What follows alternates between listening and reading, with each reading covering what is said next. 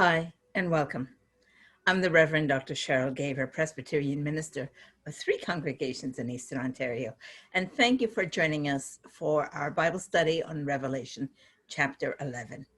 Now, this is the last week that we're going to be studying Revelation until the fall. We have a few more weeks before we break for summer vacations. And we're going to be dealing with a lighter subject. And then in the fall, I think we're starting with 1 or 2 sessions on angels, and then we're going to dive back into Revelation. So this is the last week before our for this topic. Now, the other thing I have to say is, yes, I'm tired. There's only so much I can grasp of Revelation at any one time. And many of the questions this week comes from another source, but I couldn't find the author or even the name of the church to attribute the sources properly. So my apologies for that.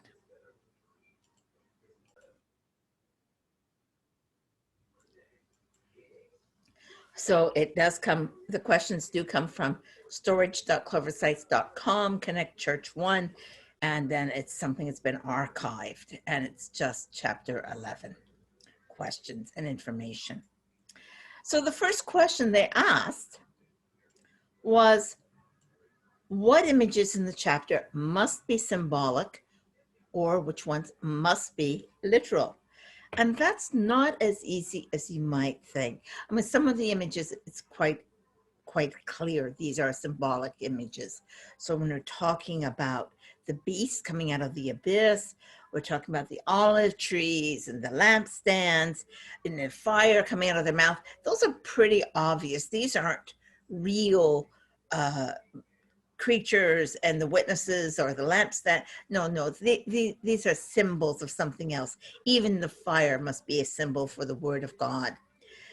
And then our Bible study group said, but what seemed to be literal was the temple, the instructions measuring the temple, the witnesses, and also the timing, because we got specific times being mentioned. But the times themselves, and everyone focuses on times and tries to predict when the end of the world is coming. But the times themselves seem to be symbolic. We know that 7 is a holy number and in the Bible, and you have got this the Sabbath, the day when the Lord rested. You have the year of Jubilee, which is 7 Sabbaths plus 1. So you've got this Shavuot, all these sort of holidays around the number 7, or that include the number 7. Half of 7 is 3.5, which tends to be the 42 months, the 1260 days. So are these literal or are they symbolic? Because they're sort of like halfway to paradise. So maybe not as literal as we might think. And maybe trying to use them to predict the end of the world is actually going about it the wrong way. If you want to know more about that, check out the Puzzles and Faith question that dealt with the end of the world. The other thing was the 2 witnesses, and we'll deal with that, but are they real individuals, or the people, the witnesses representative of something else? And that's a question you're going to have to answer. And the third one is about the instructions, which seem very, literal. Measure this, don't measure that. And yet, is the temple real or not? Now, the source says, go through the questions, think about it before you turn to commentaries or videos. Just deal with the text itself. And that's really good advice. So I invite you, put the video on pause while you think some of these things through. The problem with the temple being a literal temple there's a few problems. One, we believe the book of Revelation is written around 90 to 100 AD, somewhere around there. The Jerusalem temple was destroyed 20 to 30 years earlier, around 70 AD.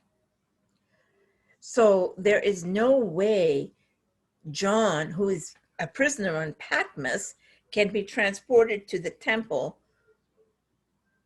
which is in Jerusalem, because it wasn't standing. Now, did God take him back into the past to show him when the temple was standing, or even to the future? And that's another question. And so for some people who do take this as a literal, they basically say the temple is going to be rebuilt. There's a problem. The temple wall, let's go back if we can, previous. So you see this outer wall, some of that still stands, but inside we have Dome of the Rock and Al-Aqsa Mosque. So Dome of the Rock is one of the most holy sites for Muslims, and Al-Aqsa is their temple, their mosque in the region. So for the temple, the Jewish temple, to be rebuilt, these would have to be destroyed. And while many people believe the temple will be rebuilt, they are aware that Al-Aqsa and Dome of the Rock have to be destroyed first.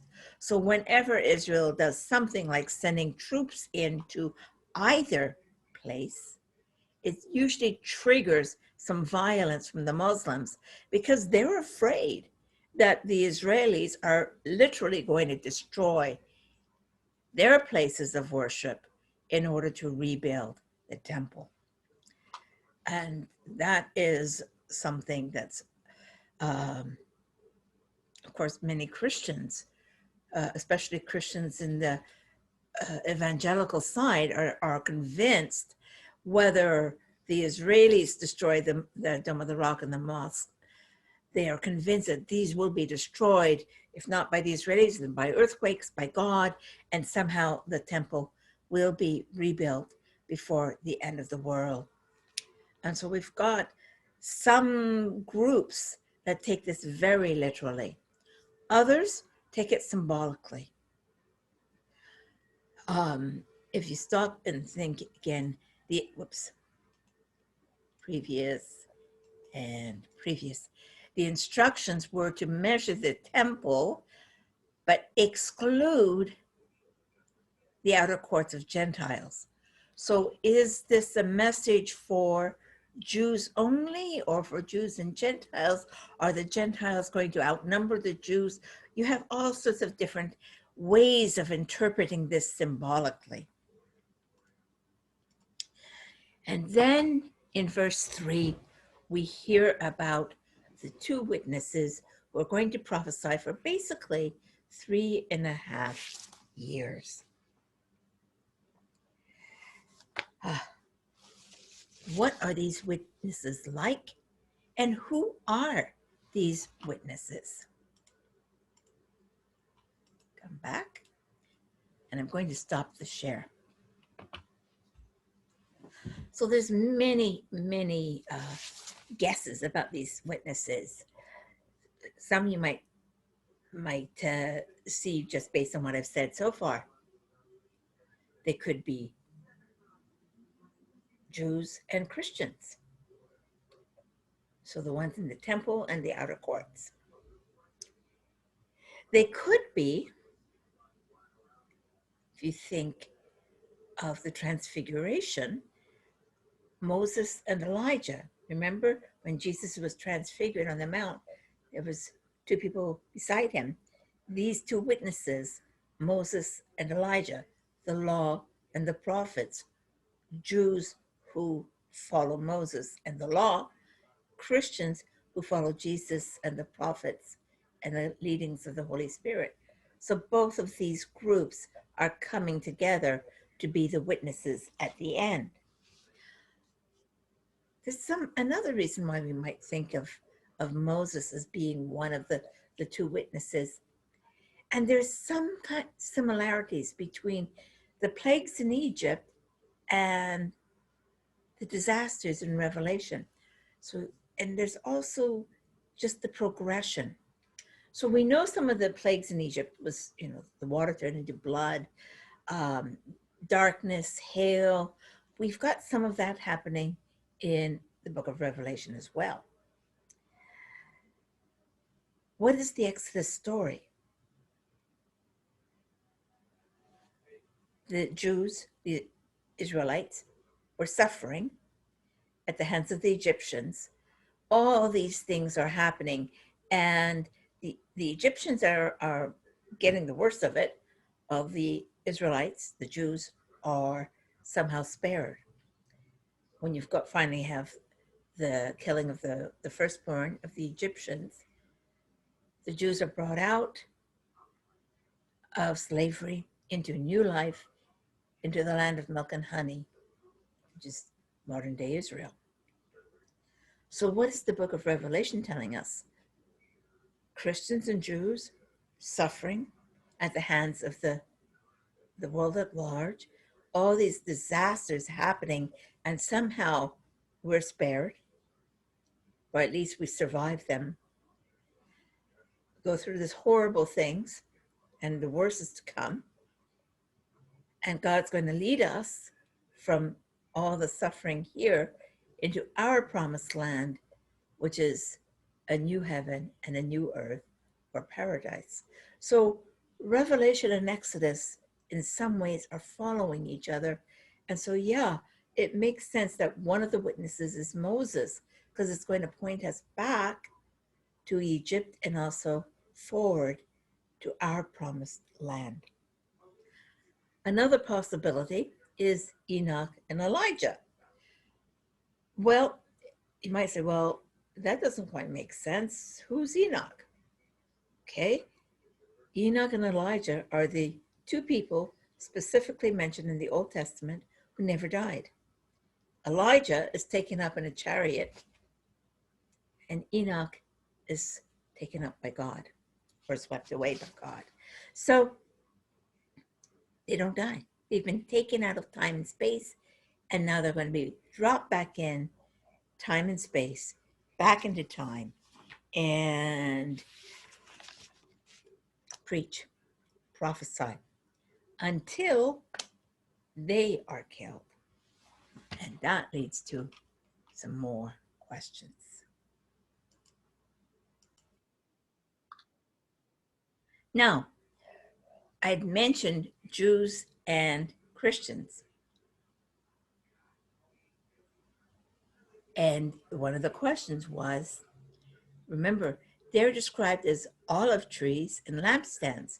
And we know from earlier chapters in Revelation that lampstands are the churches. So definitely the church, Christians, and olive trees, very prominent in Israel. So the Jews, or possibly the Muslims. Who knows? And they're going to be there. And then the question is, think about it and then look at Zechariah chapter 4. So what I did was I took a couple of verses from chapter 4. Again, I asked him, what are these two olive branches beside the two gold pipes that pour out golden oil? And he replied, do you not know what these are? No, my lord, I said. So he said, these are the two who are anointed to serve the Lord of all the earth. So these are the two who are going to serve the Lord of all the earth. Wow.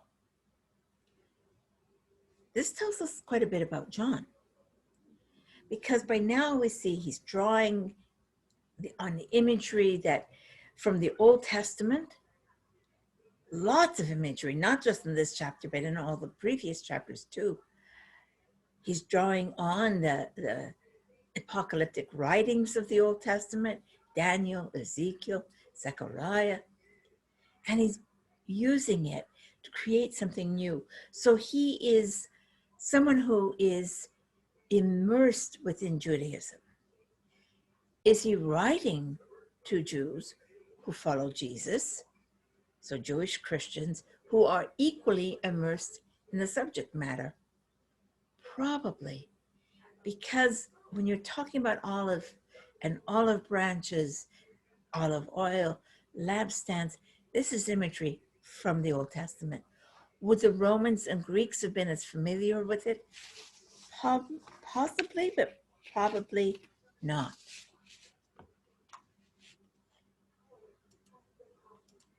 So the question about who are the witnesses, I've already answered. And this is the nasty question.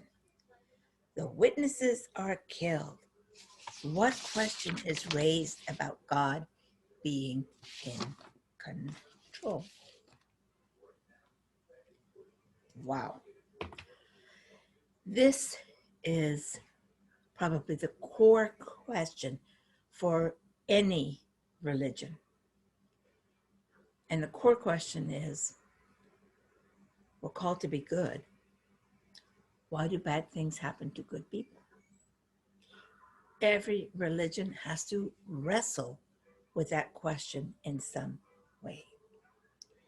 For us, we believe in a God who is good, a God who is merciful, a God who wants only the best for us. So why does he allow this kind of suffering to exist that exists? Why does he allow evil? These witnesses are there preaching, doing God's work, and they're killed. Come on, God, explain it, justify it, okay? If you've never allowed yourself to ask the question, do. It's an important question. And once you answer it to your satisfaction, then no one can ever shake you in your faith. One answer, of course, is that we are all sinners, all gone astray. Great. Bad things are happening to bad people. Okay. But why be good? Because I'll never be good enough. See where that goes. God will get us through. Whoopee. Okay. Frankly, God, I'd rather you get rid of the problems rather than help me survive the problems. Why? God, maybe God isn't as powerful as we think. Maybe he can't do something. So he may know, he may care, but can he actually not permit? Another question. And for some people, yeah, they'll say, yeah, God is merciful, God is good, God is loving, but he doesn't have the power to actually do anything. Well, that's not it either. Notice when the witnesses die. After they finish prophesying, after they do what God wanted them to do. All of this is under God's control. We may not know the plan, or definitely don't know the plan. We may not understand why. Why did they have to be killed at all? Why did they come to preach if all they were going to do is be killed? Why did God allow it to happen? We don't know that answer, but we do know this. Nothing harmed them until they were finished. When they finished doing what God wanted them to do, that's when they died. That's when they were killed. And even their deaths brought things into sharper focus. Because what happened? People rejoiced. Yay! We got rid of them. We got rid of the do-gooders.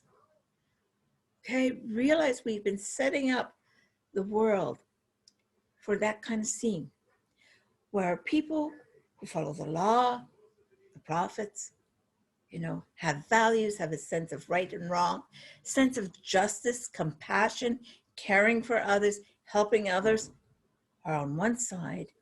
And those who think only of themselves, what can they do to get ahead? How much can they profit from what's happening? How much can they screw others? Or on the other side, two very clear sides. And the question for you is, where are you? Here or here? There is nothing in common anymore. If you've seen the movies, Left Behind movies, or the Apocalypse movies, Apocalypse, Caught in the Eye of the Storm, and the others in that series, you see they build on this. The end times, where religious people are seen as evil. They are destructive. They are the ones preventing the world from becoming as good as it could be under the devil. Okay? As powerful as it could be. And what you see is, in the Left Behind series, I think they're called the do-gooders, the haters. No, the do-gooders. And they'll burn the Bibles. And in the Apocalypse, Caught in the Eye of the Storm, they're called the haters, because they hate letting people be selfish. They're calling us to think more of others than ourselves. And so they come to be called haters. And then you'll see in the different series is this hatred of Christians and religious people. So Christians and Jews, in fact, anyone who has compassion on another is seen as evil. A whole value system, it's upside down. So as poor as the movies are in some ways, and as much as they take liberties with the book of Revelation in many ways, they do a really good job of what's coming clear starting in chapter 11 of this divide between the good people and the bad people. Now, at that point, going back, the witnesses are dead, everyone is rejoicing, and the city where all of this takes place is called Sodom and Egypt, not Sodom and Gomorrah, Sodom and Egypt. And then it's where Christ was crucified. So we know it's Jerusalem where all of this is happening. Egypt is an interesting name, and it's worth almost spending time doing a Google search of Egypt in the Bible and how it's referred to, because it's often been a place of refuge for people who are experiencing suffering, going through hard times. Stop and think, when there was a famine, Abraham went down to Egypt with Sarah, and later Jacob ended up going down or sending his sons down to Egypt to try to get some food. And then they moved down to Egypt because there's food there. It's enough to feed the physical body. But Egypt is also a place of idols, worshiping many gods. And so to do God's work, to be God's people, you have to come out of Egypt back into the promised land. And years later, when you get to the prophets, the king of Jerusalem tries to make a deal where Egypt will come to Israel's aid, Judea's aid, when Judea is attacked, but Egypt doesn't. So, Egypt is a place of refuge, but not quite, and it's not always there when you need it to be there. Remember also, of course, Joseph and Mary took Jesus down to Egypt one more time. So I said, Google it. Sodom, that's an interesting one, and it's definitely worth dealing with in Puzzles in Faith. The issue is not homosexuality, as so many claim. It certainly is part of the story. There's no, it's part of the issue. But the issue really is how visitors, strangers, are treated. So when the strangers come, the angels come, and they're welcomed and given protection in Lot's home. And then the rest of the community comes to kill the strangers, the immigrants, the foreigners, abuse them, and probably just send them back on their way.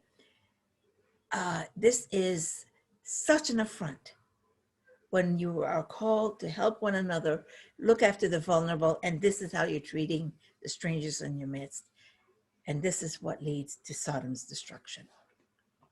As I said, that can be a whole topic in itself in Puzzles and Faith.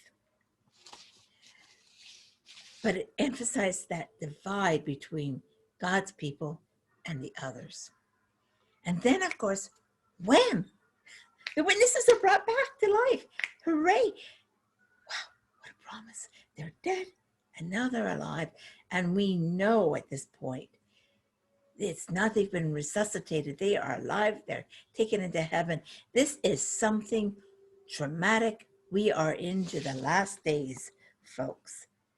Wow. Now, one of the questions was, how do people respond? And so it goes, look at the end of chapter 6, look at the end of chapter 9, and then look at verse 13.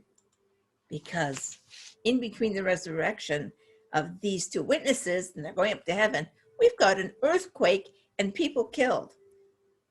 Drastic catastrophe. Again, your choices are becoming clearer and clearer. Well, in chapter 6, people hide in caves. They flee from the Lamb. They're unrepentant. In chapter 9, same type of thing. But now finally, they're giving glory to God. Are they really? Have they really come to see the light? Or is this going to be like other times where you're grateful to God for saving your life and then go back the way you were? So this scene is not Jerusalem. This is from San Francisco in 1906, the big earthquake. And if you wanted, you could Google the movie San Francisco, look at the ending. And after the earthquake and the hero, heroine, they survive and they're stumbling around. And then they all are basically on one of the hills around San Francisco, and they're praising God, giving thanks. Thanks for being alive. Thanks for surviving. Thanks, and they will rebuild. If you ever see the movie City of Ruins, the Halifax explosion, same type of thing. The movie does a fantastic job of showing the impact of the explosion in during World War I in Halifax. And when they survived, the survivors, once they reach a place of safety, they're singing, praying, giving God glory, thanking God. A reaction for surviving something horrible. Then we've got the trumpet going off in 11:15. And then we have the strange thing. The title of God in verse 17 is God who is and who was. Think about it. Usually, it's the same way it's in chapter 4, verse 8. It's God who was, who is to come. But now it's of God who was and who is, and it's missing. Why is it missing? Because God isn't to come in the future. He has already come. So what we have is God who was and God who is at this moment. He is here. He's not coming back because he has come back. He is here. Your time is up.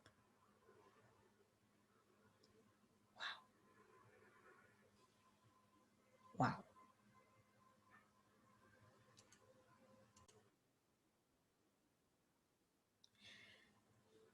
The question continued to think about the sixth and seventh seal and what happens in between them.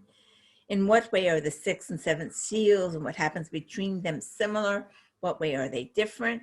I'll leave that with you. Think again about the literal and symbolic images here. Do you have some conclusions about what's going on? But the big thing is, what is going on in this chapter and what difference does it make in your life as you're starting to see the interaction between things, the separation between God's people and others? And what is the difference you note in the two groups, and where do you choose to be? Because this is going to determine your future. And what better place to end the Bible study than with that question, at least for the summer. Now, some of the references here. We have the Exodus theme. I've been flagging that. So if you want to read more about that, it's Exodus 7:14 up through 12:36. If you want to do other parts about measuring the temple, Ezekiel chapters 40 to 48, Zechariah 2. If you want to talk about time, those 3.5 years, you can have references from Daniel as well, references to the witnesses, as we've read already one bit from Zechariah 2. And if you want that conclusion, some ideas to help you, read Matthew 24. Okay, and we're heading into 25. So if you wanted to even do that. Other things you might be interested in, if you want to see how the book of Revelation flows or it becomes one message that's repeated from different perspectives, check out the Bible Project. They have some really good videos that can introduce the book of Revelation to you. There's others, commentaries, lots of them, other websites, and I've picked pictures from some of them, but I have no idea how reputable some of them are, all of them are. But remember, we've been predicting the end of the world for hundreds, if not thousands of years. You know, going back to the time of Jesus, they believed Jesus was coming back in their lifetime, first century, and we've been predicting the end of the world every century since then. If you're interested in some of the movies I've mentioned, there's the Left Behind series. There's 1, 2, and 3 on the original Left Behind. Left Behind 2 is Tribulation. Left Behind 3 is, well, it's the war that's been coming. There's been a remake of the Left Behind movie. I don't know how close it stayed to the books, and I haven't seen it, so I have no comment on them. My favorite in this series is probably the third movie of the Left Behind series. In the Apocalypse series, there's Caught in the Eye of the Storm, Revelation, Judgment, Tribulation. All of them are really good. I'm not sure how close they stay to Revelation, but they certainly pick up some of that sense of that antagonism between God's followers and others. The other movie was San Francisco with Clark Gable, Spencer Tracy, Jeanette MacDonald. So a really old movie, black and white, but powerful scenes of the earthquake. They had some real scenes of the earthquake there. And City of Ruins, the Halifax explosion, made for TV movie, but really good, again, at capturing some of that sense of the horror when you have a massive destruction going on. So that's it for the book of Revelation for right now. Thank you for joining me. Once again, I'm the Reverend Dr. Cheryl Gaver, and join me next week. A lot simpler topic. One of the questions in Puzzles and Faith was, which is the best translation? So we're going to explore that. the different translations, the versions, translations, paraphrases. How do we know? What are we looking for? And why are some of these translations so different? What's going on? So we're just going to explore that in one session. So once again, Reverend Dr. Cheryl David, thank you for joining, and see you next week. Take care and God bless.